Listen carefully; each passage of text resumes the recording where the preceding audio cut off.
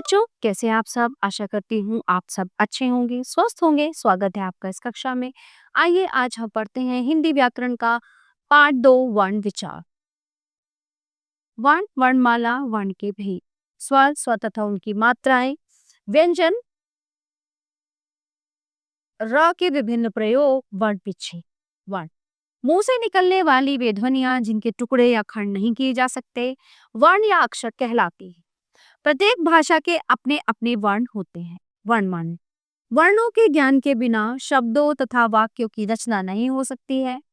प्रत्येक भाषा में वर्णों की संख्या अलग अलग है, परंतु भाषा में वर्णों का एक निश्चित समूह होता है। किसी भाषा में प्रयोग होने वाले वर्णों के क्रमबद्ध समूह को वर्णमाला कहते हैं।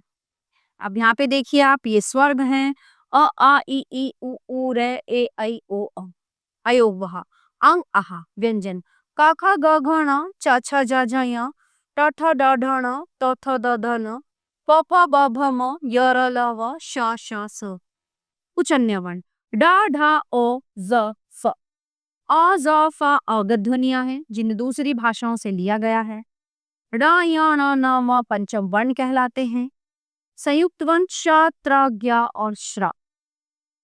वर्ण के भेद, काइंड्स ऑफ अल्फाबेट्स। वर्ण के दो भेद होते हैं, स्वर और व्यंजन। स्वरों का उच्चारण स्वतंत्र रूप से किया जाता है। इन्हें बोलते समय मुख से हवा बिना किसी रुकावट के निकलती है। हिंदी भाषा में इनकी संख्या 11 है और ये दो तरह से लिखे जाते हैं। अपने मूल रूप में आप, आज, इधर, ईश्वर आदि।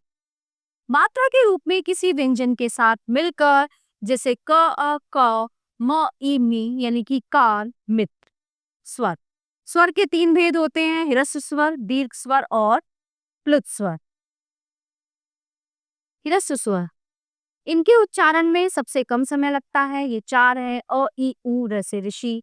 दीर्घ स्वर इनके उच्चारण में ह्रस्व स्वरों के उच्चारण से 2 गुना समय लगता है, ये 7 है आ ई उ ए ऐ ओ औ।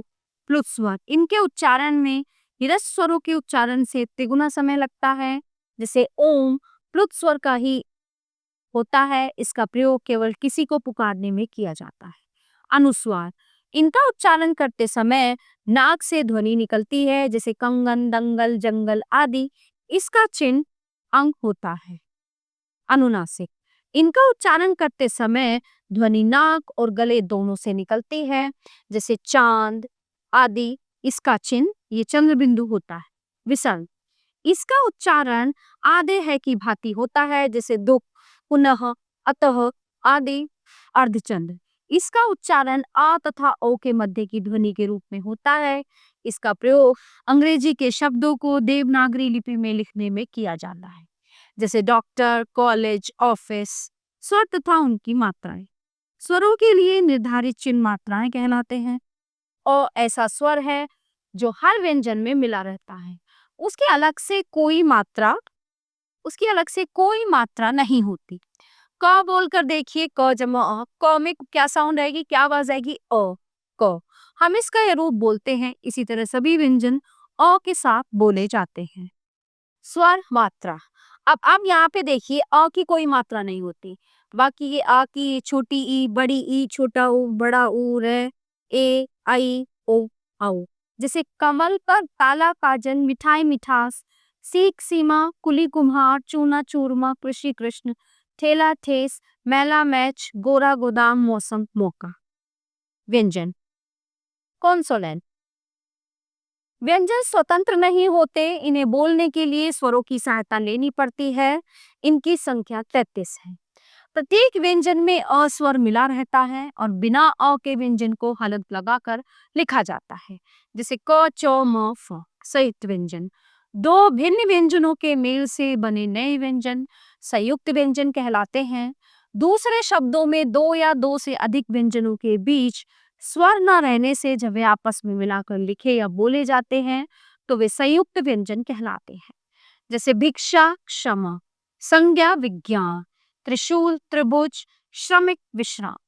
द्वित्व व्यंजन दो समान या एक जैसे व्यंजनों से मिलकर बने व्यंजनों को द्वित्व व्यंजन कहते हैं, जैसे कच्चा बच्चा, कुत्ता पत्ता, लस्सी रस्सी, कद्दू गद्दा पक्का धक्का। थप्पड़ चप्पल बिल्ली गिल्ली मिट्टी पट्टी लज्जा सज्जा चम्मच अम्मा।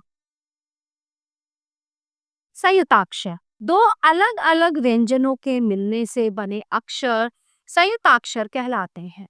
जैसे प या प प्यारा प्यास प्यारी क्योंकि बुद्धि शुद्ध। स्वच्छ अच्छा त्योहार त्याग विद्या विद्यार्थी। र के विभिन्न प्रयोग जब र स्वर रहित होता है तो र के आगे आने वाले व्यंजन के ऊपर रेफ के रूप में लगाया जाता है। जैसे र शर्म कर्म धर्म वर्षा। जब र स्वर रहित व्यंजन के बाद हो तो उस व्यंजन की खड़ी पाई के साथ र पदेन के रूप में लिखा जाता है। जैसे उमर उम्र प्रण क्रम और भ्रम। बिना खड़ी पाई वाले स्वर रहित व्यंजनों ट ड के साथ र पदेन के रूप में लिखा जाता है। जैसे ट र क ट्रक ड र म ड्रम। र की मात्रा का उच्चारण री की तरह होता है। जैसे ऋण ऋषि ऋतु आदि। वर्ण विच्छेद विच्छेद का अर्थ है अलग करना। शब्द के प्रत्येक वर्ण को अलग करना वर्ण विच्छेद कहलाता है।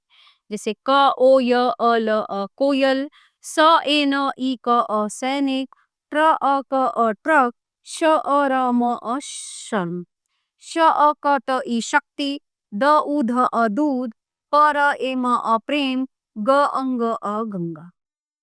तो ये होता है वर्ण विच्छेद। अब दोहराएं हमने क्या पढ़ा। वर्ण भाषा की सबसे छोटी इकाई होती है। वर्णों का व्यवस्थित समूह वर्णमाला कहलाता है। न या न न म पंचम वर्ण कहलाते हैं।